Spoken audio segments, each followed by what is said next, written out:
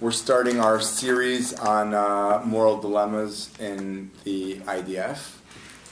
And the first year here is about negotiating with terrorists. Hey, please take a... Okay.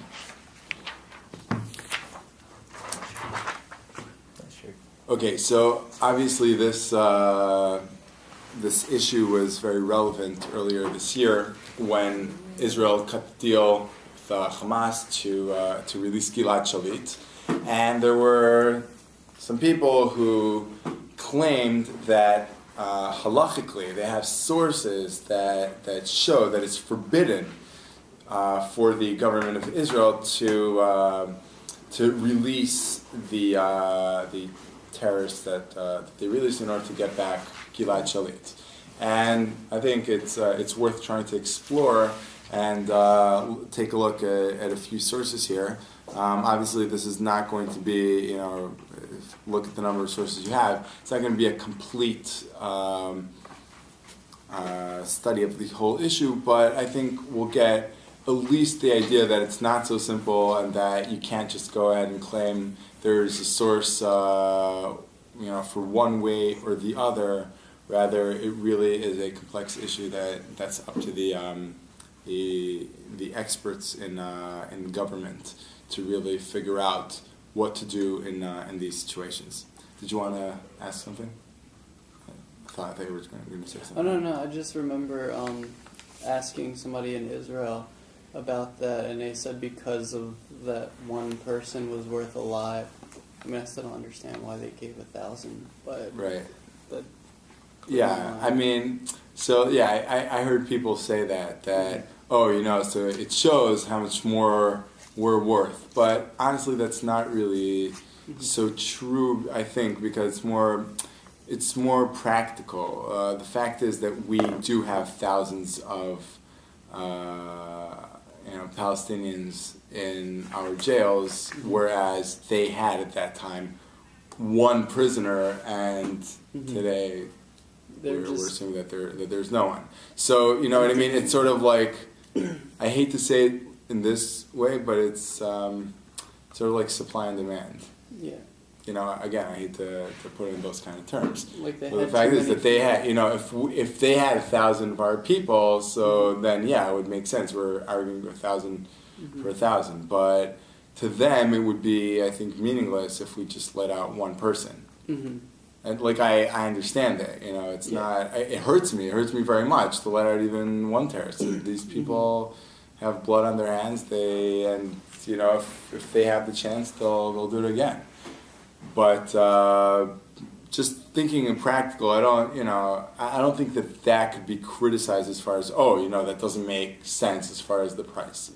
You're doing what's practical, It's not necessarily relieving space or regaining space, like in the jails. That's another thing. It's costing Israel tax money, but that's another issue.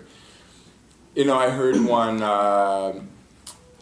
Israeli security expert speak before then. He said people are looking at this wrong in the sense that they're saying, you can't let terrorists who have actually killed set them free, because the question of releasing them is not only a moral question, it's a practical question of how dangerous it is for Israel to release these people.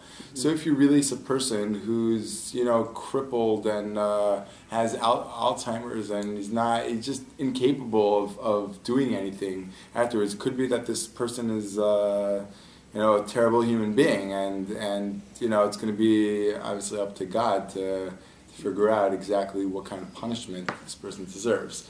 But in a practical sense, it makes more sense to let go of a person like that than to let go of somebody who technically did not kill, but is a brilliant mastermind and is 30 years old and can have a whole lifetime of going out and killing more and more people. Because next time he will manage, or he'll continue orchestrating attacks and so on. So, a lot of these things become extremely emotional, and people aren't making arguments that really 100% make sense all the time. But at least what I want to show is that we do have some sources, and it would be really interesting to understand what does pertain and what does not pertain to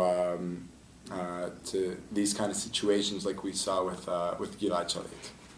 Okay, so first source here, the Mishnah in Gittin. Ein podin et hashvuim yoter al kedei dmehen mipnei tikkun ha'olam.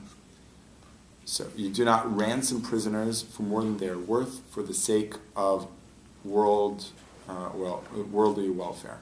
Okay, so this is, the reason I brought this. There are many other sources that probably should be dealt with, but this is the primary source that I've heard people bring to claim that we cannot. Here we have it in our Mishnah, the prohibition to make such deals with terrorists.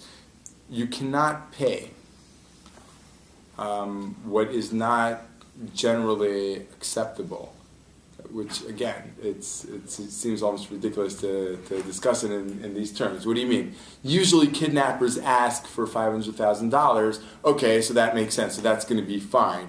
But $1 million is not, or like how does that work? Or does it work according to what the Jewish community can pay? So, if they're asking for something that's not going to bankrupt the community, even if it happens 10 times, so that's okay.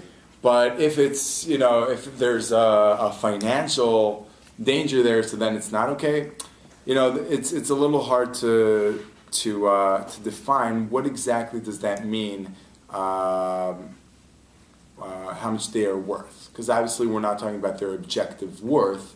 There is no such thing, even when the Torah discusses the concept of arachin, which means when a person says, "I'm giving," just a second, please. When I'm giving my worth to the temple. So the different numbers for different ages and different people does not mean that that's what the person is worth, because obviously that's way beyond any number that you can say.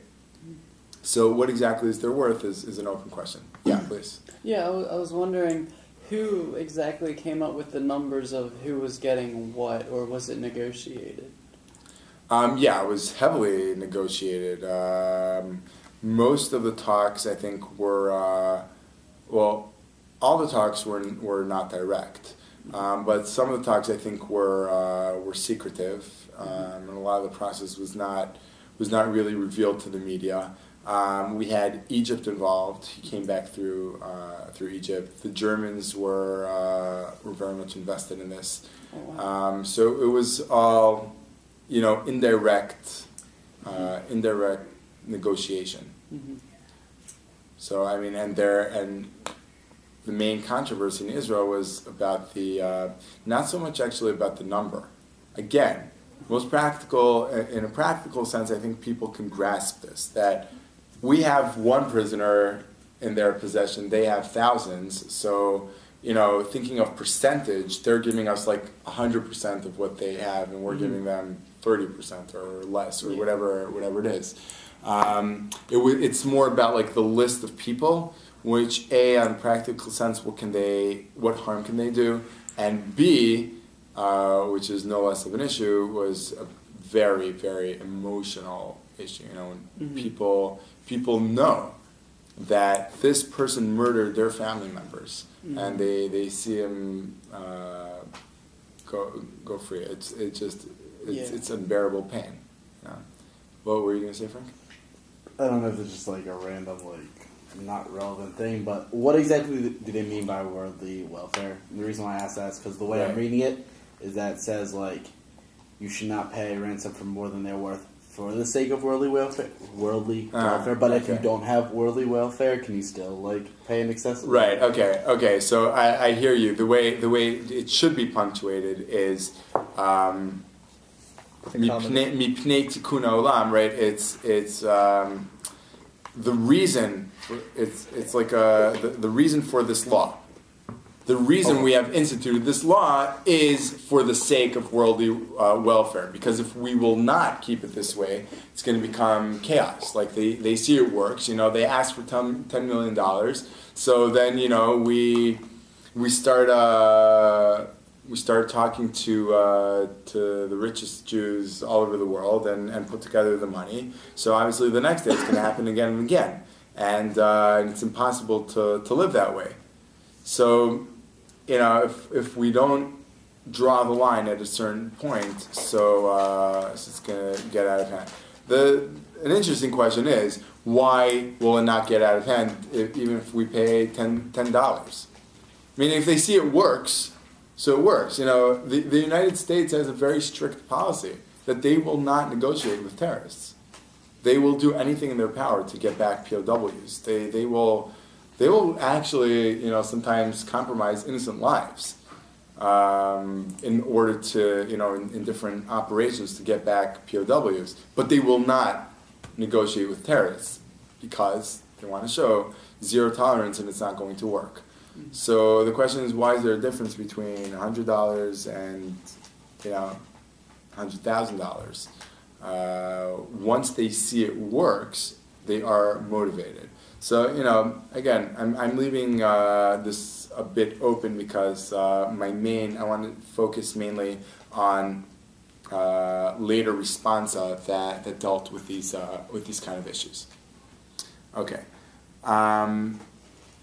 So we have here the Dvar Yoshua, as you can see on the bottom, lived from 1905 to 1976. Rabbi Yoshua Ehrenberg. And anybody care to read his responsa, source number 2? Sure. Okay. Moreover, I say that because the simple law should be that we ransom prisoners, even for more than their worth, and the only reason we don't is for the sake of worldly welfare, we must follow the sage's decision when discussing monetary ransom. But when we are talking about releasing terrorists, there is no Talmudic prohibition that prevents redeeming them, even at a ratio of 1,000 to 1. Okay, so please stop there. What is he claiming? He's saying this is only talking about money. Right, and therefore, the rationale stays. And so he's saying... So why would it be any different?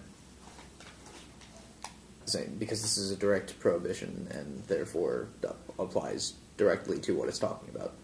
Right. Okay. And only directly to what it's talking about. I think you understand it correctly, but I just would like to define it in a more sort of like black and white way. When we have rabbinic decisions, so oftentimes we view them almost as technicalities. I'd say, take an example from secular law. If somebody did something and the lawyer can, figure out a reason or a precedent why it's okay, so the person's going to be exonerated. Even though it could be that it's proven that he did something and that's really wrong. But the fact is that, he found certain loopholes in the system and he was able to manipulate them, so they're fine. So I'm not saying that you can deliberately go ahead and do that with rabbinic decrees, but in a sense, a rabbinic decree is not to be studied only by its rationale, and therefore you say, wait, if the law doesn't really apply here, so let's follow the rationale. Sometimes that would make sense, and that's okay. But sometimes in situations of need, so we're going to say, look, the decree was regarding apples. It was not regarding oranges. So it's irrelevant because we're discussing oranges here. So he's saying, you're right, the rationale stays. This is a problem, giving back. And he took the example of the ratio of 1,000 to 1. And this was written way before this question was relevant in the state of Israel. So he's saying, yes, it could be that the same rationale applies. But the fact is that the rabbis did not rule against this. What the rabbis instituted was that we cannot negotiate with kidnappers for more money than makes sense. As we said, we're leaving that open. What does that mean? Makes sense, but for more money than it makes sense to give them. Once we're talking about prisoners or terrorists and so on, that's something else. Okay, so he's not saying that it's not a problem. He's not saying that that it's not going to encourage terrorists to continue attacking us. It might do that, and therefore we're going to have to figure out really how to deal with that. The fact is, it's very technical. The rabbi said we're not allowed to negotiate for money. Fine, we're negotiating for terrorists. It's a different ballgame. Okay, so let's continue. So I'm reading the second passage in source number 2. See the Rosh's responsa, where he rules that we cannot infer any ruling from rabbinic decisions. Rather, we must follow the decisions and not add anything to them. Thus, we return this issue to the original rule that we must redeem prisoners in any way.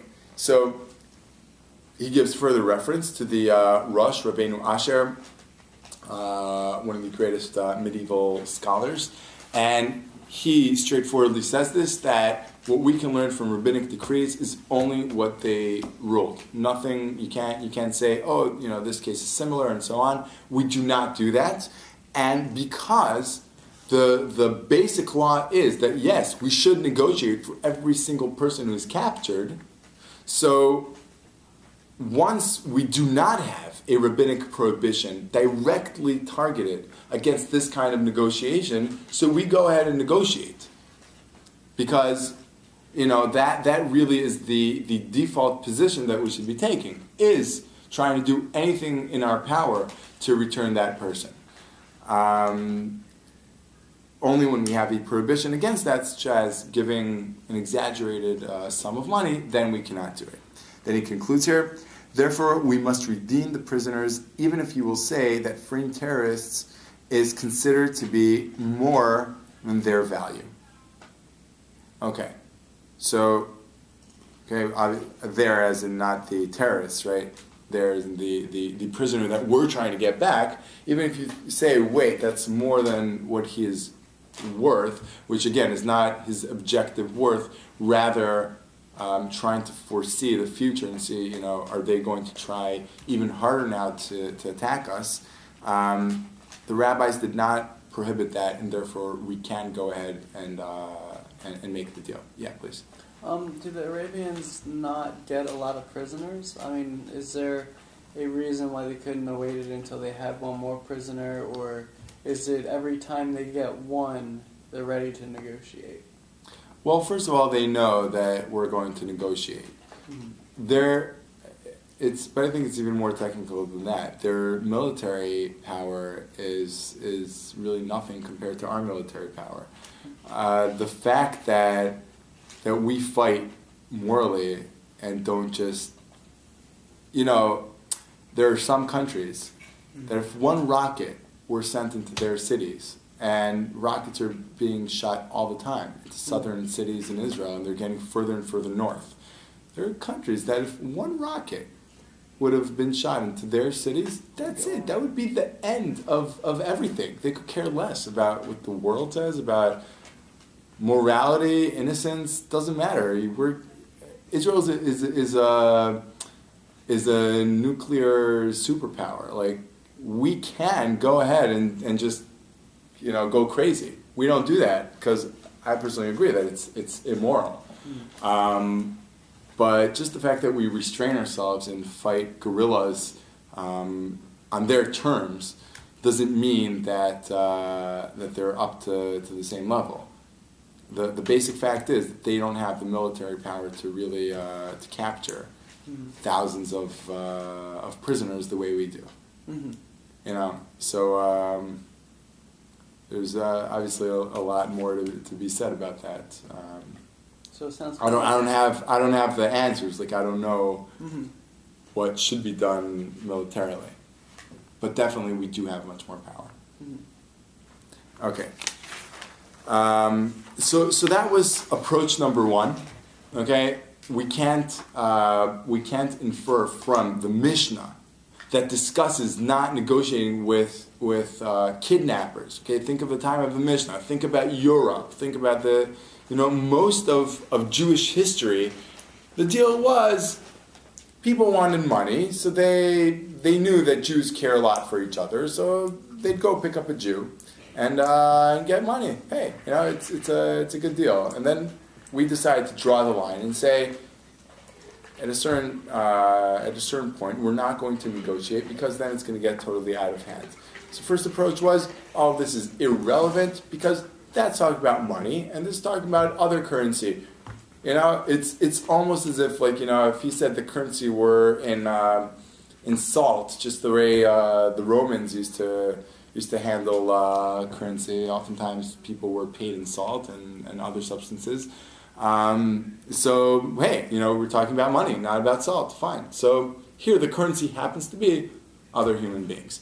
Okay, so now for a more fundamental approach, we'll take a look here at Rav Shaul Israeli, who died in 1995. He was a tremendous scholar, a Rosh Hashiva of Merkaz Harav, and he wrote on many contemporary issues that came up in Israel in his time.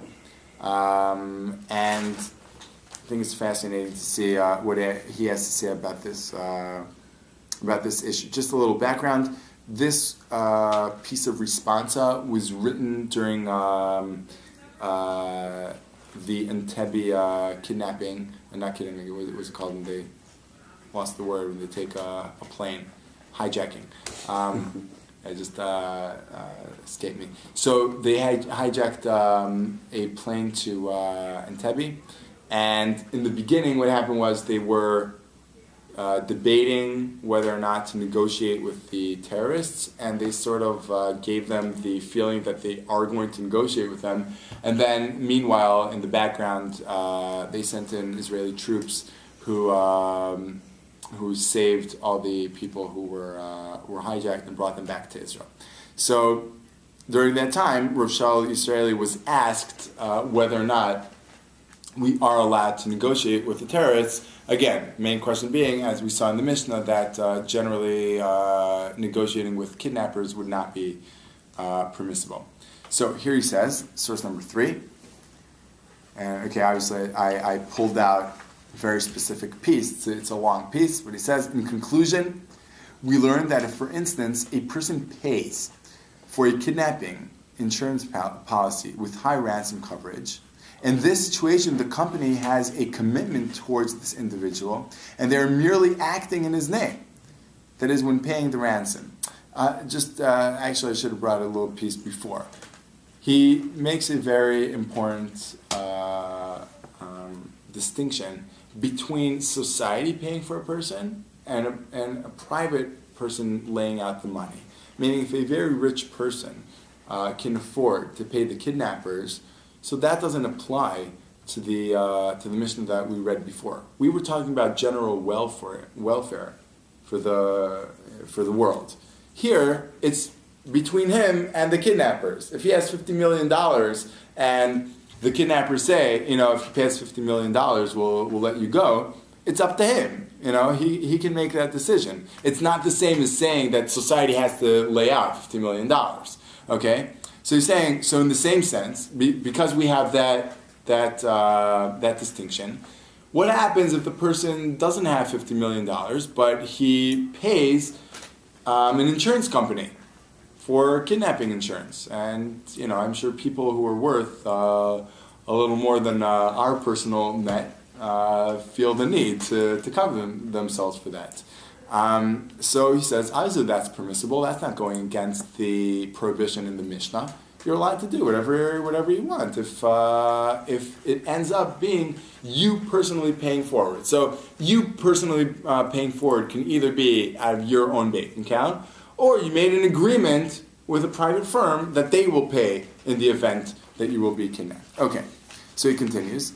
Thus, they may and actually must ransom him at any price, right? Because they're fulfilling their obligation. It's a company.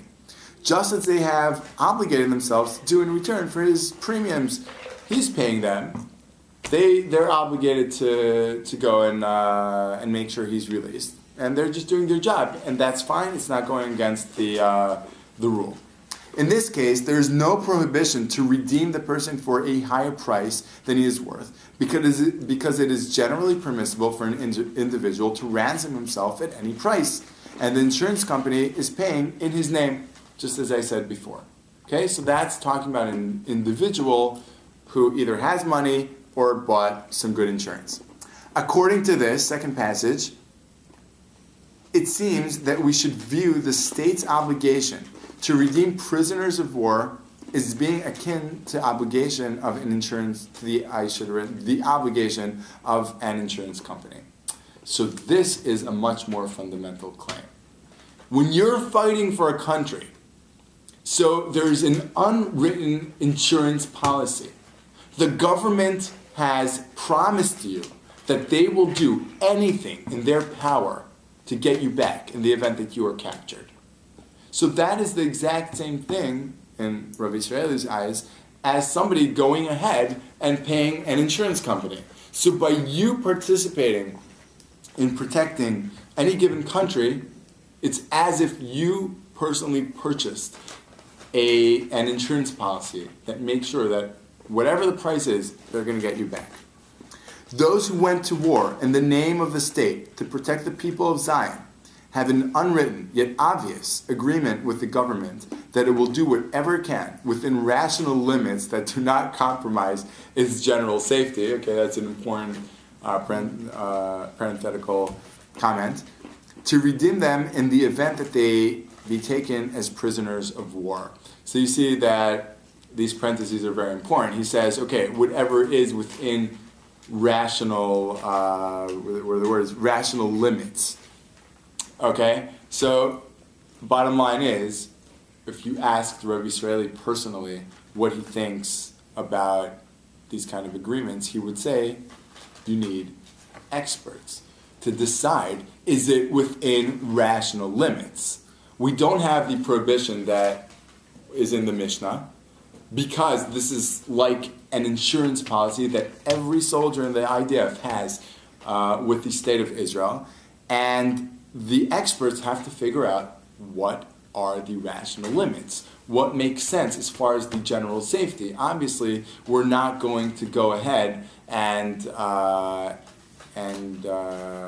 give people, if we know that a split second later people are going to die. The whole controversy is when it's delayed, when we're not exactly sure, are we going to be able to contain these people and make sure that they don't attack us again? Are we not? Even if they do, how efficient are they going to be, and so on? That's something to really take into consideration, and could be argued that is within the rational limits. Yes, please. I was just going to ask, wouldn't it compromise its general safety? The 1,000 prisoners? What, general safety of what? Of the population of Israel? Yeah. Depends on who they are. In what way? Because these people are going to probably attack us? Yeah. So you're right. Look, I'm sure that many of them will try. Mm-hmm. But they looked for the names that were the least likely to do so? So look, I don't know the details. They publicized the list of people that they were letting go. You might say I'm naive, but I trust the authorities generally. I believe that the overwhelming majority of officials who are either in government or in Israeli security honestly care and are thinking straight and clearly. At least that's my hope, and even if it's not true, so what does it help me to think otherwise? So I do trust them, and I'm assuming that they did figure out either which people are less likely to attack, and even those who are likely to attack, what measures can we take in order to contain that, and and make sure that we can stop them. So again, Israeli intelligence is on the highest international standard. So, I'm hoping that if any one of these individuals even, tries to start plotting an attack against Israel, so that person will be stopped immediately. So is it a sure thing? No. Is it worth taking the chance? Possibly. I honestly don't have a very clear opinion on this because I don't know. I don't have enough information about how dangerous is it really. How clearly are these officials really thinking? Could be that if I were higher up and had more information and more experience and more knowledge of general security and so on, so I'd be able to say more definitively, like, this is bad. This does not make sense. Or, this makes sense. There is a chance that no person is ever going to be harmed through this, through continuing to do our hard work, because there are continuously people who are trying to harm us. So, add another 1,000 to the list.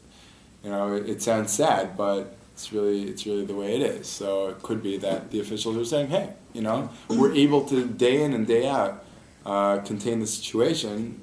These people are not significant in adding them. There are thousands of people already out there who are every day trying to hurt us. What's right? And at least these ones we know who they are and can exactly. Exactly. We can monitor them more. Tabs on them somewhat. Right. I was just wondering, if they had say in the names who were being picked, or if they were just given all the names. So that was basically what took so long. Israel was willing to negotiate a very long time ago. The negotiations were going back and forth as far as the final list. Hamas was demanding a very specific list, and there were certain names that Israel said under no circumstances are we going to let these people go, either because they're just downright dangerous or for emotional reasons. This person just did something so atrocious that we can't do it, which is a little hard to say because, what do you mean? Is there any difference between a person blowing up a hotel on the eve of Passover, which is one of the most horrific attacks in Israel, and the person just stabbing one person in the middle of the street? Is there any difference? Definitely for the family. Person died here. Person was murdered just because he's Jewish. So I don't know exactly how they finalized the bottom, the final list, but either way, Hamas didn't get everything they wanted, and I've heard some experts say that they think Hamas got the raw end of the deal. Could be. Again, I don't have enough information, enough experience and knowledge for that. But to conclude, the most important thing I wanted to show is that you cannot just simply go ahead and say, oh, we have this Mishnah here, so fine, so it's just prohibited. And then we can just go to an extreme and say, we can't even hear anybody saying that it's an option to go ahead and negotiate to try to return a POW, either because of the Dvar Yeshua, as we saw, who says that technically we're not talking about the same prohibition. The prohibition was instituted as far as negotiating for money. Here we're negotiating for terrorists. And Rabbi Israeli, who more fundamentally said, when fighting for a government, that's different than just a random person for the community. A person fighting for a government is as if that person paid for an insurance policy. And just as with an insurance policy, that does not fall under the rule of not negotiating with kidnappers. So too here with a soldier in the IDF, it would not be prohibited to negotiate with terrorists. And he concludes with saying, okay, obviously it has to be within rational limits, and I'm adding those rational limits should be decided by people who are competent and are experts in their field, and B, really honestly do care about the safety and security of the people of Israel, and fully understand the consequences of what they are dealing with.